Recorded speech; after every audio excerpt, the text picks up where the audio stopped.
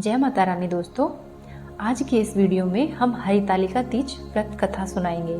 हरितालिका तीज भाद्रपद के शुक्ल पक्ष की तृतीया को मनाई जाती है। इस दिन भगवान शिव और माता पार्वती के पूजन का विशेष महत्व है। इस दिन सुहागिन महिलाएं अपने पति की लंबी आयु और सुख समृद्धि के लिए व्रत रखती है।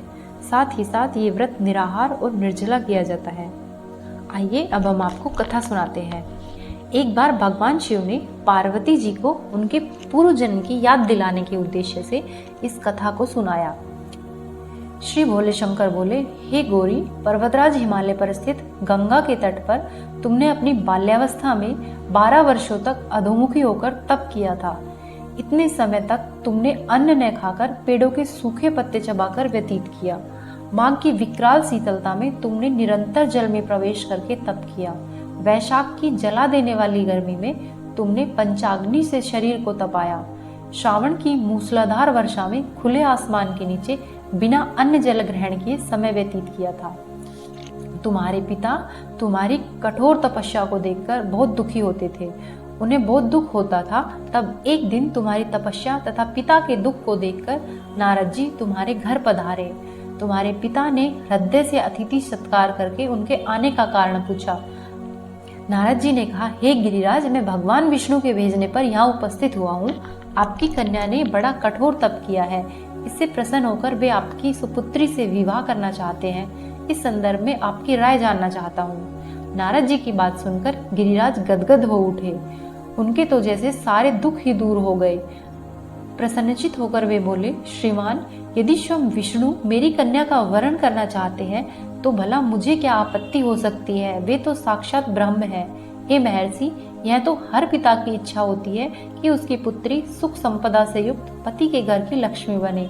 पिता की सार्थकता इसी में है कि पति के घर जाकर उसकी पुत्री पिता के घर से अधिक सुखी रहे।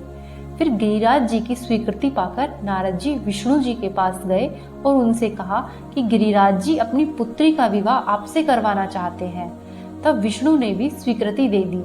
मगर इस विवाह संबंध की बात माँ पार्वती के कानों तक पहुंची तो उन्हें बहुत दुख हुआ। तब भोलेनाथ ने माँ पार्वती से कहा, पार्वती, तुम्हारी एक सखी ने तुम्हारी इस मानसिक दशा को समझ लिया।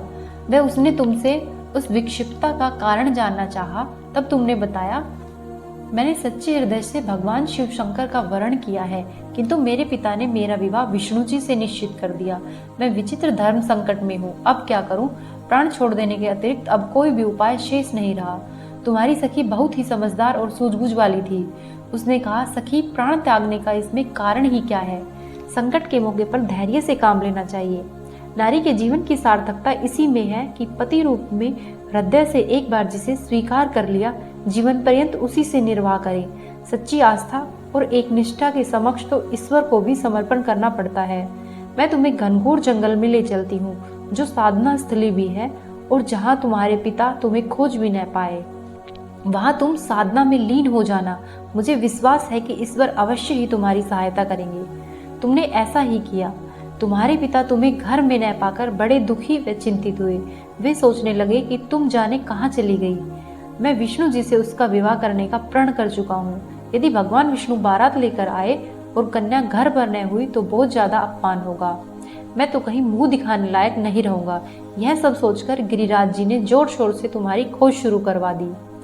इधर तुम्हारी खोज होती रही और उधर तुम अपनी सखी के साथ नदी के तट पर एक गुफा में मेरी आराधना में लीन थी। भाद्रपद शुक्ल तृतीया को हस्त नक्षत्र था। उस दिन तुमने रेत के शिवलिंग का निर्माण करके व्रत किया। रात भर मेरी स्तुति के गीत गाकर जागी। तुम्हारी इस कष्ट साधना तपस्या के प्रभाव से मेरा आसन डोलने लगा। मेरी समाधि टूट गई। मैं तुरंत ही तुम्हारे समक्ष जा पहुंचा और तुम्हारी तपस्या से प्रसन्न होकर तुम्हें वर मांगने के लिए कहा। तब अपनी तपस्या के फलस्वरूप मुझे अपने समक्ष पाकर तुमने कहा, मैं हृदय से आपको पति के रूप में वर्ण कर चुकी हूँ। यदि आप सचमुच मेरी तपस्या से प्रसन्न होकर यहाँ पधारे हैं तो मुझे अपनी अर्धांगिनी के रूप में स्वीकार कर लीजिए।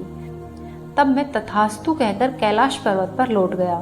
प्रातः होते ही तुमने पूजा की समस्त सामग्री को नदी में प्रवाहित करके अपनी सहेली से व्रत का पारण किया।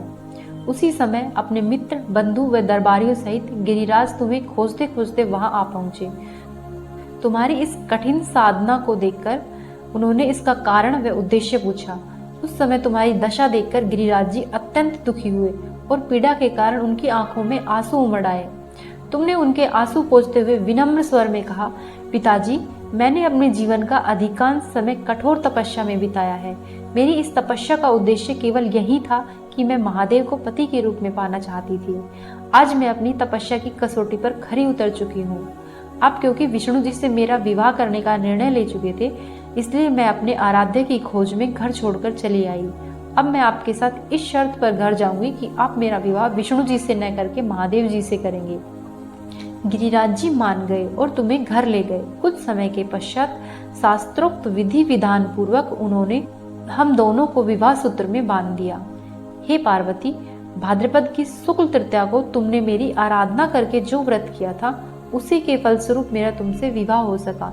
इसका महत्व यह है कि मैं इस व्रत को करने वाली कुंवारियों को मनवांछित फल देता हूँ। इसलिए सौभाग्य की इच्छा रखने वाली प्रत्येक युवती को यह व्रत पूरी एक निष्ठा तथा आस्था से करना चाहिए। दोस्तों, जैसे भगवान शिव ने माता पार्वती को यह कथा सुनाई है, उसी तरह से हमें भी माता पार्वती के समक्ष बैठकर यह कथा माँ पार्वती को सुनानी चाहिए। दोस्तों, आपको वीडियो पसंद आई तो हमारे चैनल को सब्सक्राइब करें, वीडियो को लाइक करें, शेयर करें। आपको कुछ डाउट है तो कमेंट बॉक्स में लिखना ना भूलें। धन्यवाद दोस्तों, फिर मिलेंगे एक नए वीडियो के साथ।